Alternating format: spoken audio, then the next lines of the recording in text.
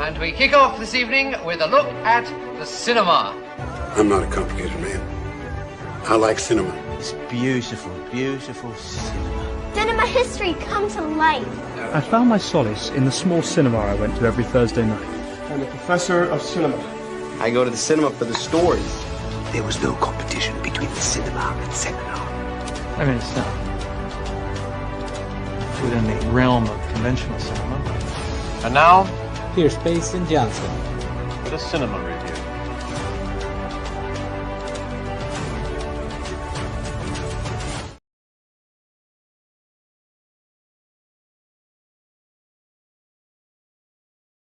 It is Monday, December 15th, 2020 views. Exciting show this week. We are going to be reviewing Ella McCay, the new studio picture from James L. Brooks, as well as Hamnet, one of the current Best Picture frontrunners, directed by Chloe Zhao, an adaptation of the book Hamnet.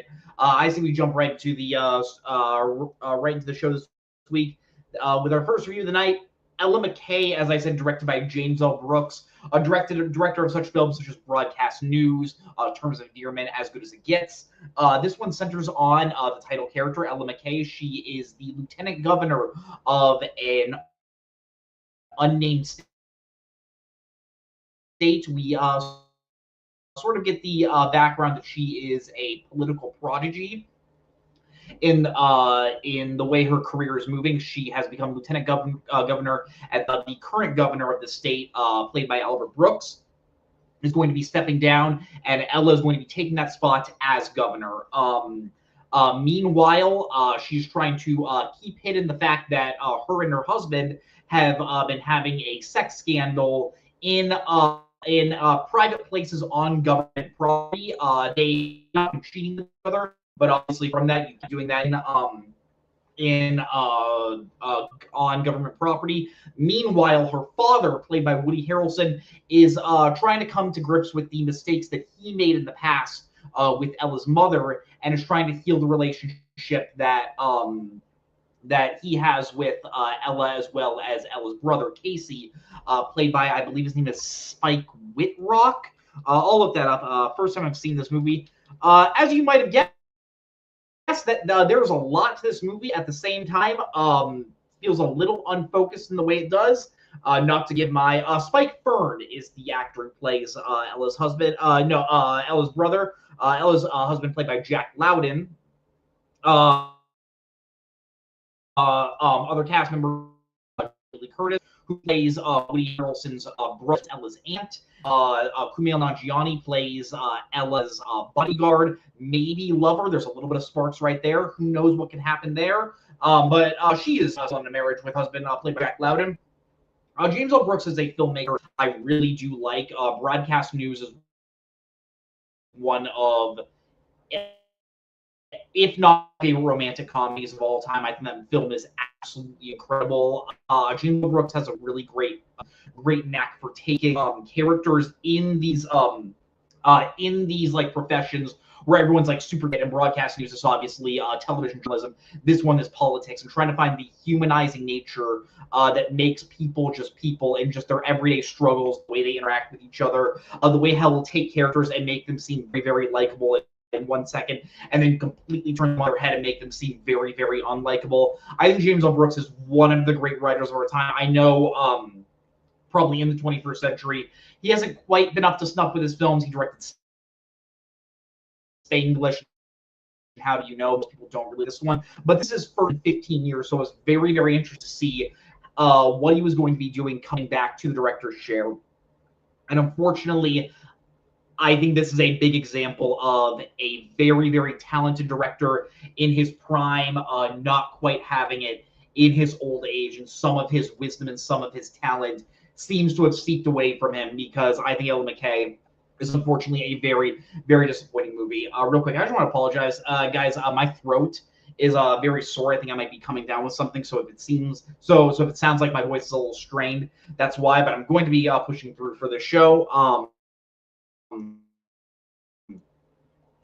I think the number one for this movie is it feels like a film that comes from a forgotten time. This movie takes place in 2008, where right before the financial crisis of that happened in 2008. Essentially, I would say right before politics seems like it was all going downhill. I think everyone can agree it's kind of a shit show nowadays. But 2008, I guess you could say, was maybe like the start of everything. And seeing how the characters in that movie are taking like the biggest scandal in this film is the fact that Ella has been having sexual relations with her husband in this private property and doesn't want that to come out because that'll ruin her reputation.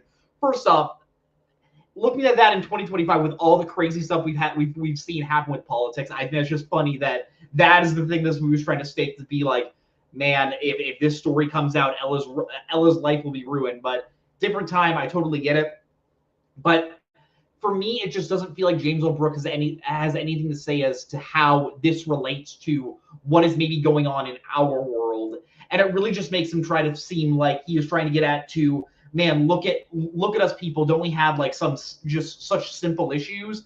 And he's coming at it from such a weird angle where even if this seems more grounded than what's going on today, no one really can like relate to this in a way. Like there are certain ideas that I think James L. Brooks is getting at. For example, we see flashbacks into Ella's past, and we see that her father cheated on her mother a lot. Her mother, played by Rebecca Hall, who actually does a very, very good job. And Rebecca and constantly Ella's asking her mom, "Hey, why don't you leave him? Why don't you get out?" And she just says, "Because I still love him." That is a very human response. That is a very like honest things that I've heard couples that deal with infidelity have to deal with. That is really interesting. I think when we go to the present, it just feels very cartoonish and very like in a bubble in a way, and it just comes off as just a little bit annoying and just a little vapid. There is something maybe a little bit admirable to how simple of a view this movie has on people and their relationships. But when you have a filmmaker like James L. Brooks, you want a little bit of just a little bit more meat, a little bit more juice. Maybe the fact that there are like a million different storylines in this movie, it just feels a little bit unfocused, that the end result is just not quite up to snuff. Emma Mackey is an actress. I know she's done a lot of really great work on TV. I haven't seen a ton of her movie work. I saw her in the remake of Death in the Nile, directed by Kenneth Branagh. Enjoyed her there, but I know this is like her first like major like movie where she is leading this cast of big name actors, and it's all gonna be put on her shoulders. And I just don't think she does that great of a job. I think the major issue with this performance from her, it weirdly feels like she is trying to do a Greta Gerwig impression. Greta Gerwig, obviously, you've seen Frances Ha, if you've seen Mistress America. She's obviously a very famous director now with Lady Bird, Barbie, and Little Women. If you've ever seen her talk, she talks in a very like charming way where she always feels like a little out of breath, and like she has all these ideas in her head. And Emma Mackey is very clearly trying to invoke that and trying to trying to take those mannerisms that she has. And I just don't think it comes off well. It makes Ella feel like a cartoon character in a way, where she always talks in these big monologues. She always Emma Mackey always has her deliver all of her lines from her head. It is a very big performance, even when the character is at points trying to be a little bit more human. And I just couldn't see past Emma Mackey's Emma Mackey's performance. It just really feels like she was trying too hard to make this character seem a little bit more defined than maybe it was written. Now, that could definitely be an issue with James L. Brooks's writing, but I did have to call out, I don't think Emma Mackey quite had what it took to deliver this type of performance. And I think if Greta Gerwig was in this role, I think it would have been a lot more enjoyable. Also, would have been a little closer to the character's age. I think Emma Mackey's quite a bit younger than 34. I'm not sure Greta Gerwig's like exact age. She's probably a little older than 34, but I think she could have done this role really, really well. The other members of the cast are fine to just kind of unnecessary. I think Jamie Lee Curtis and Albert Brooks are actually really good. Ayo Edebiri has one scene as Casey's ex-girlfriend, who we learned that Casey essentially wanted to make it work with this girl in the past, but he came on too strong and he scared her away. There was a scene in the middle of the movie that it seems very, very weird. One, because I just don't think Spike Fern is that great of an actor, but Ayo Edebiri is so darn likable. I love her in almost every single thing I see, and she kills this one scene really, really well. I really wish we would have had more of this, more of her. The actors in this movie are talented, and I think some of them are able to act above this material. But when you just have good performers delivering bad material, you can often see just how bad the material is because they seem just a little bit unnatural in everything they are doing. This movie takes place in 3 specific time periods. We see one time period of Ella's high school life. We see one time period of Ella's life right after her mom died, and then we have the present day. There are way too many flashbacks. I think it definitely could have cut down on its runtime a lot by taking out just a few of the flashback scenes. This movie comes out to be like just under 2 hours. I think you could have gotten this down to a good hour 40 if you would have been a little tighter with the script. The fact that we were jumping around from timeline to timeline, and there's a really strange decision for me where the character who plays the actors that play Casey, there are 3 different actors that play Ella's brother in the different time periods. While Ella is played as Emma Mackey as a 16-year-old, as a 20-year-old, and then as a 34-year-old. And that was just a little like, wait, why are we recasting this one actor why are we recasting this one character 3 times? But we're giving all of Ella's scenes to Emma Mackey. Is it because obviously she's the main character? That just felt a little weird, and just threw me off a little. And like every single time I was just like, wait, where are we on the time period? What's going on? So yeah, that was just a very strange decision for me. Probably the worst aspect of this film is the sex scandal storyline. If you've seen the trailers, you probably are like, wait, this movie's about sex scandals? What? I did not get that idea from the trailers. It's not like it doesn't go at it from like a dark point of view because as you say, the movie doesn't want to make any character seem that unlikable, and I think that's kind of an issue. Even though her husband is one of the more unlikable characters like I've seen in a while. Like the second that Ella is elected governor, he's immediately like, okay, well, we can be like co-governors, right? Or you can get me like a position to be in like lead of education or lead of road transportation, just like that. We get the idea that he is supposed to be a very, very selfish character.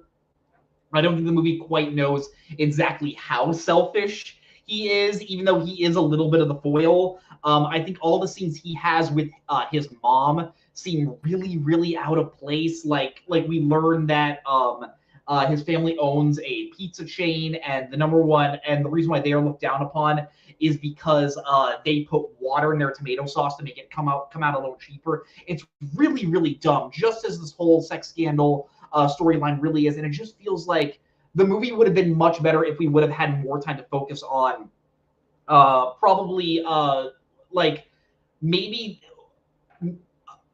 another weaker element of the movie, but could have been stronger if it was given more time, the relationship between Ella and her dad, because it's so funny. Woody Harrelson is like Jay and Silent Bob in this movie, where he will just where just a big scene will happen where Ella will be like talking with a reporter and explaining everything that's going on, and then Woody Harrelson's character comes and says, Ella, we really need to talk.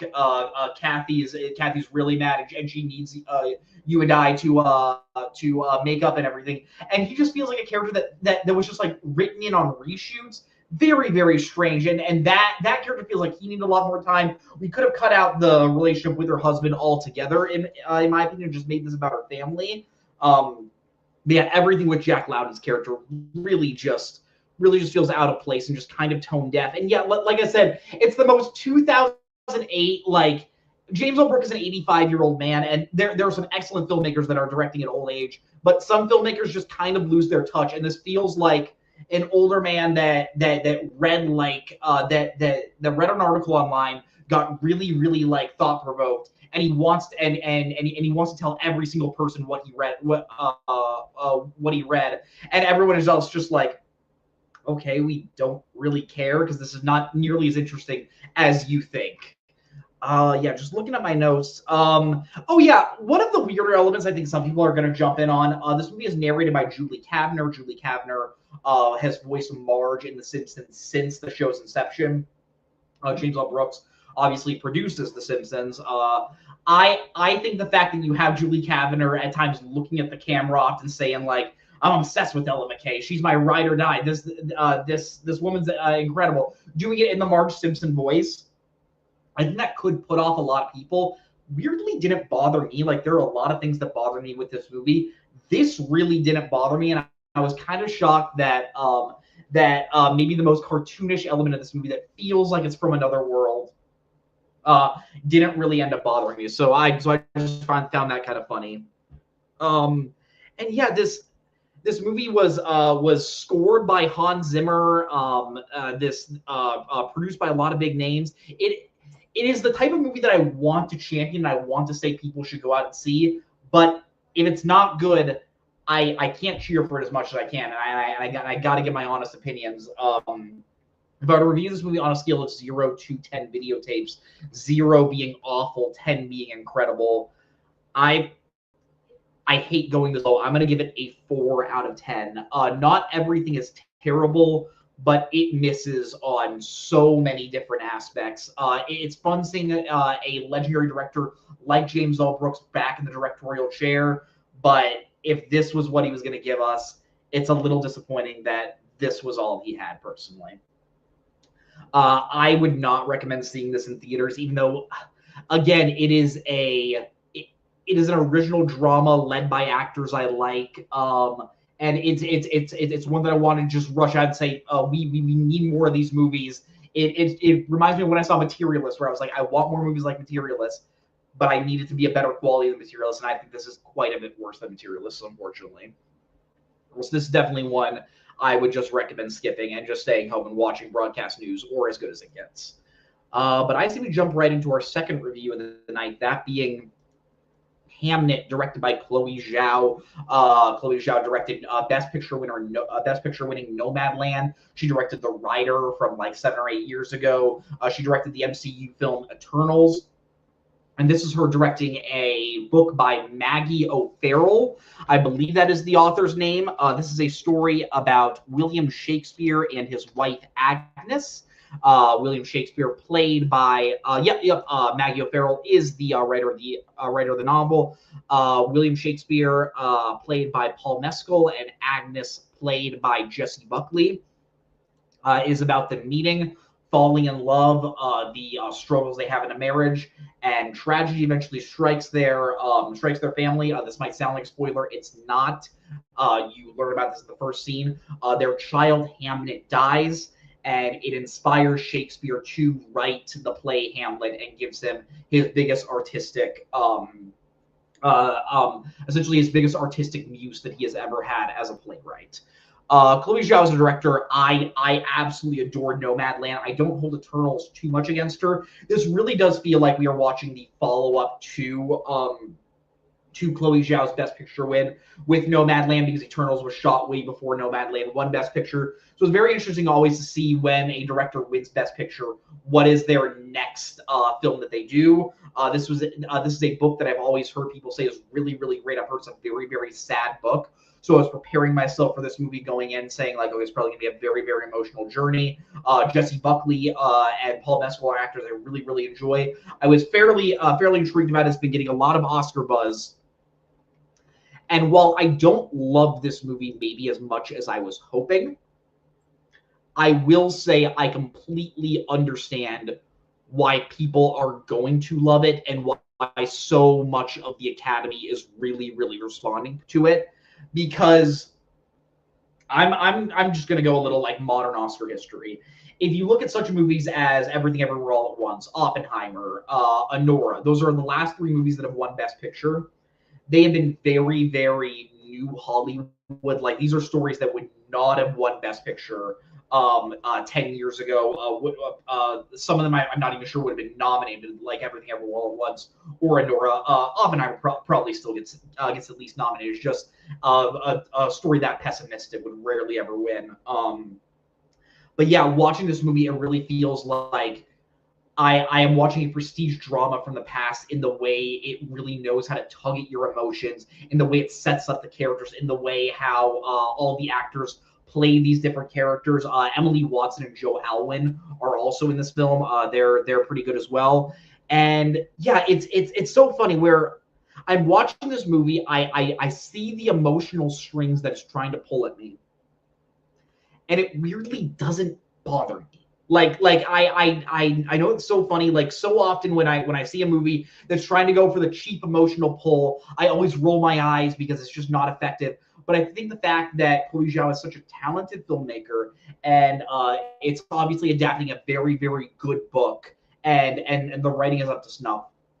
While I don't love it, I can't help but appreciate how effective the movie actually is, and how effective I genuinely think it's going to be for a lot of people. I think Paul Mescal and Jessie Buckley are absolutely amazing in their roles. Specifically, Jessie Buckley, I think most of the movie is told through her perspective. When we first meet her, she is someone, the character of Agnes, we learn, really loves nature, really loves different animals. She is caring for a bunch of birds, and the way how Jessie Buckley plays this character, just with her like wide eyes, but also very mild-mannered, when she begins getting annoyed by Shakespeare, going off to London to set up the Globe Theatre and to write numerous of his plays. But also when her child does die, and when you see the scene of her truly like losing everything and just all the pain in her face. Jessie Buckley is one of the best actresses working today, and the fact that she's getting such early Oscar buzz, I completely understand why. Paul Mescal takes a little bit of a backseat in this film. In the third act, he's not really in it at all, except for as just a very like passive character.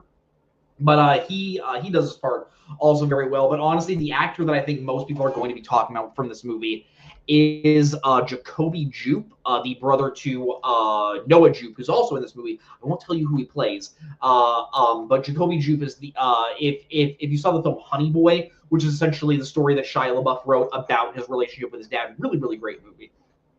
Jacoby Jupe is his brother, and oftentimes child performances, I don't really like to get on like bad child performances, but when they're bad, they're very noticeable. This kid is incredible. He makes you feel like you are watching a real kid in the first half of the film. There was always an underlying just sense of sadness because you know what's going to happen. You see the opening text in the beginning of the film, so you know he's going to be passing away, and just how much he gets you to love this character. How much he truly loves his sister and his mom, and just when he does die, you just absolutely feel the guttural pain of what you've watched, because Jacoby has done such a good job at making you fall in love with this kid. He genuinely, like, I think a trap that a lot of kid performances get into is sometimes they can feel too adult in the way they are playing the kid. This one, absolutely not. Hamnet feels like a real kid. And when he does die, it truly is tragic in all the worst ways possible. Like, okay, not worst ways like it's bad, just sad, and like you are going to be feeling very, very emotional. Movie is split into 3 acts, and each takes a very different tone in how it presents its story. The first act is very much like you are watching Agnes and William fall in love. It honestly feels very Terrence Malick-esque in the very little dialogue. You have a few lines between Buckley and Mescal, but honestly, it's really just them like getting in touch with nature, looking at each other, like falling in love. The second act, probably my favorite act in the film, is you watching Agnes become more and more frustrated with William, because you see the tragedies that are falling upon their family, and you see Agnes fall in love with her 2 kids, Hamnet and Hamnet's sister. And then the final act, without spoiling anything, it is a performance, and you are watching Agnes watch this performance, and it sort of just puts the entire movie just sort of in its it sort of shapes in its mind to be like, wow, the preciousness of life is kind of beautiful, and this is how other people can emotionally affect other people, and even if they don't always know how to convey it, everyone handles grief differently, and I did find that fairly powerful. like I said, movie manages to capture a really great ethereal feeling.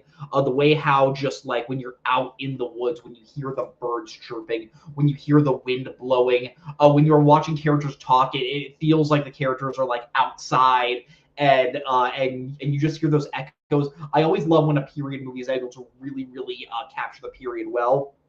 And this one does it in a very, very strong way. There are very few scenes where we are actually inside most of the film. We are outside in like farmlands, and we're hearing like hay get crunched, and just horses walk up and put their hooves on the ground. And just the way how this movie captures the setting is really, really strong. The one time where I will admit I did feel as if the emotional manipulation was maybe a little bit too much for me is the ending. I was not quite as affected as the ending as I thought it would, mainly because I think it just does one thing that I don't think it earns, where it, without spoiling it, it plays a certain needle drop. And the needle drop has been used in a lot of other very emotional scenes in movies or video games even. And without saying what it is, I kind of rolled my eyes when it started playing. Not saying that it's horrible, but I'm just going to say that specific song, I think we need to put a ban on movies and TV from saying, okay, you don't get to use the song anymore if you are trying to create a really, really emotional scene, because it feels like such a cheap way to get the audience on your side. You can do it in other stronger ways. I'm sorry. But yeah, that was really the only like major thing that I didn't like about this movie, even though there are other things that I didn't love. I completely understand why it is affecting people in such a vast way. If I were to rate this movie on a scale of 0 to 10 videotapes, I'm going to give it a 7.5 out of 10. I think this is a good movie for me personally. I just didn't love it quite as much as I thought I would. I think the performances are great. I think the direction is really well done. I think it's adapting a really, really beautiful story. There was just something maybe missing a little bit for me, and I could see the strings being pulled a little bit too strong at certain points. Still, I would recommend you go see it in theaters. You're going to be hearing about this movie a lot through Oscar season. I can totally suspect that people are going to love this one more than me, but I got to be honest, I like this one. I didn't quite love it. But thank you all for watching this video. Remember to like this video and subscribe to the video store. It helps grow our channel a lot. Next week, oh man, it's a big one. We're worshiping AWA, everyone. We are reviewing Avatar: Fire and Ash, the third Avatar film, as well as The Housemaid, the new thriller with Sydney Sweeney and Amanda Seyfried. This is going to be the last show of 2025, so I'm excited to see you all next week. Thank you all for watching. Real quick, I don't talk about every celebrity death, but I just wanted to shout out, rest in peace, Rob Reiner.